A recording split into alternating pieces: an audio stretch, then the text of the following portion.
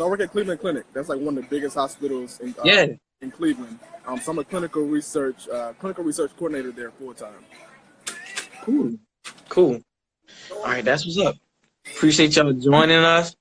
All right, man, we're gonna kind of dive right in, but I know this is some people's first time kind of viewing something like this with Grind the Grad. So I want to just take a little quick second to introduce myself and what Grind the Grad is.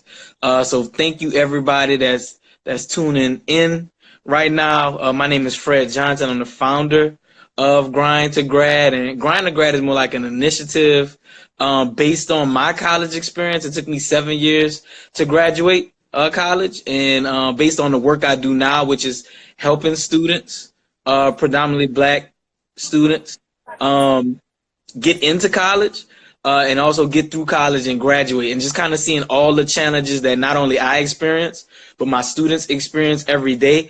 I wanted to just do something to create more awareness, build more content so that students don't, particularly Black students, don't get caught in those traps that they typically get caught in, but also like do some things to try and improve mindset and just build more motivation around it and build more of a collective effort around just persisting and getting to graduation. So part of what I'm doing is I'm trying to interview recent college graduates or soon to be college graduates, like I am tonight with Clarence, to just pick their brain about their own college experience and hopefully share that information, and hopefully we can uncover some things that people will connect with, and hopefully inspire some people to just keep pushing.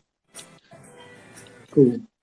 So what I want to start with, Clarence, is just tell me about yourself. You already talked a little bit about what you do, but in terms of where you're from, what you majored in, what school you go to, just some of those things.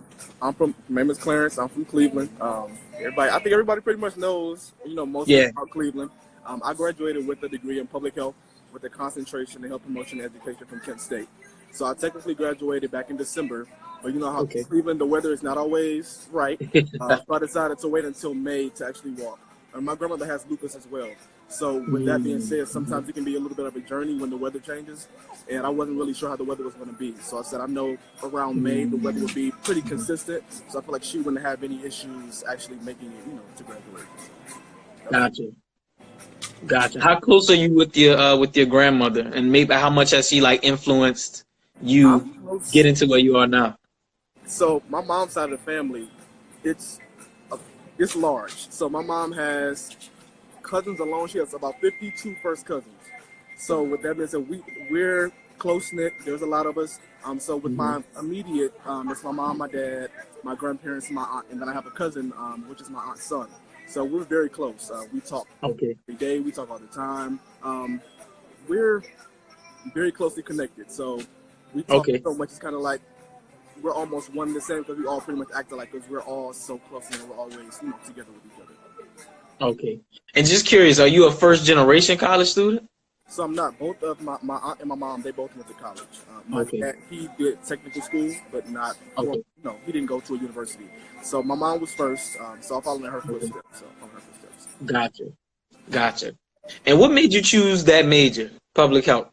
So I actually fell into public health. So we're being honest. I went to college for nursing. So I had got into the nursing program. I had been accepted. I started my courses, and I failed my course by 6 points.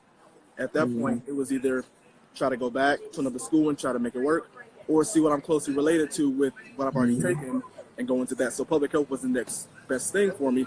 And so seeing all the opportunities that you can actually gain with public health, I said, okay, I think I can do something with this, and I'll be fulfilled in my time while I'm working with public health. So I do have other interests as well, but I said public health would be something I can start with now and progress forward at that point. Okay, gotcha. And what made you choose Kent State? Fell into Kent State too. My goal was to go to HBCU. My mom went to HBCU when she came straight out of high school, and so I wanted that experience. I feel as if going to HBCU, it's not the same as going to, as they call it, PWI. It's a totally different experience. You meet different people, and the culture is much more rich than what you go to, from a different school that is not surrounded by that. So my first choice, I got accepted. I was going to North Carolina A&T. So it seemed as if there were a lot of things that kept playing a part in why I didn't go. It was like little things kept popping up here and there. So my grandmother's father, my grandfather, we were really close as well. So around that time, he was suffering from cancer. So I said, okay, I don't want to leave. And then he passes on, and then I can't make it back. And he ended up passing right before, I had made my decision to stay, but he ended up passing. So I was still going to Kent at that point. Of course, they don't give any money when you go to HBCU. So it was either go to Kent, where you can get some loans and get some grants, everything will be covered. Or you can go to HBCU, get about $8,000 in grants and take out $22,000 in loans. And I said, I don't want to be $100,000 in debt for a whether you want that experience, I have to be smart about it. So I said going to Kent was a smart option. Not where I wanted to go, but it was a smart option financially.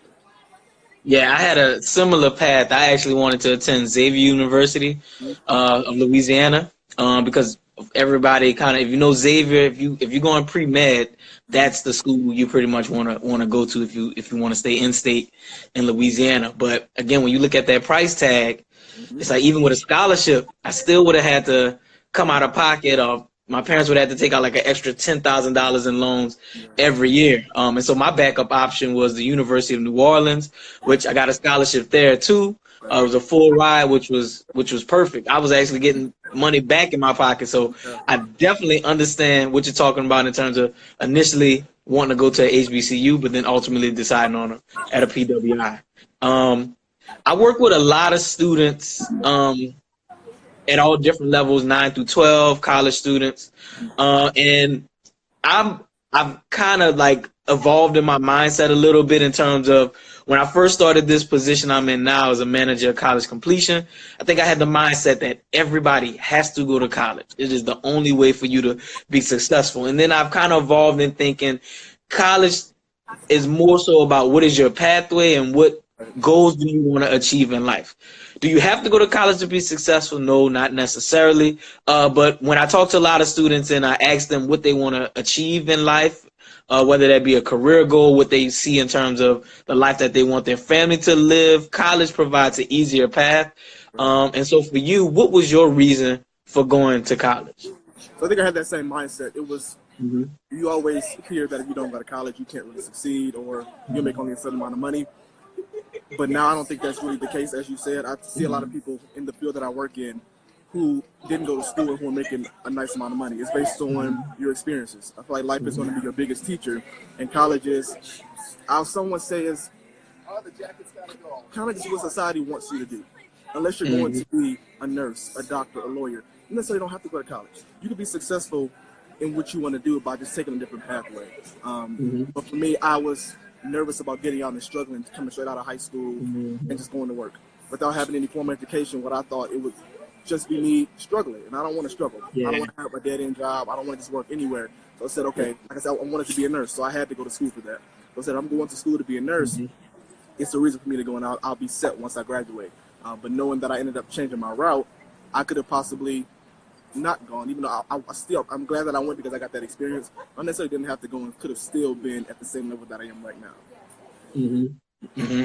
Yeah, that's something I often just ask kids. Like, college has to align with your goals in life. You know, if you want to be an entrepreneur, you can probably do it without college. A real part of that conversation I like to have with them is that these people that are successful without college, one, they probably have a level of discipline that is not average. And so if you're going to do something or build something from the ground up or teach yourself, educate yourself, it takes a huge amount of discipline that in that same 4-year span, I feel like college helps you to develop. Also, the level of networking, right? You're going to school, you're getting to know people, you're developing these connections that when you graduate, you know, you have people to lean on, you know, if you navigate those circles the right way that you won't necessarily be introduced to. And then just the college experience in general. When I think about my college experience, there's not a whole lot that it actually taught me academically, which is bad, but there's a lot of intangibles that I developed, leadership characteristics that I developed, and just mindset things that I developed in college that you just can't replicate just in the real world. So for you, what were some of those experiences that kind of helped shape who you are now, that when we take away the classroom, that going to Kent State really helped you to develop? I think going to college, when you're going and you're living on campus, you have a sense of being on your own. So it just kind of taught me to kind of mature. I was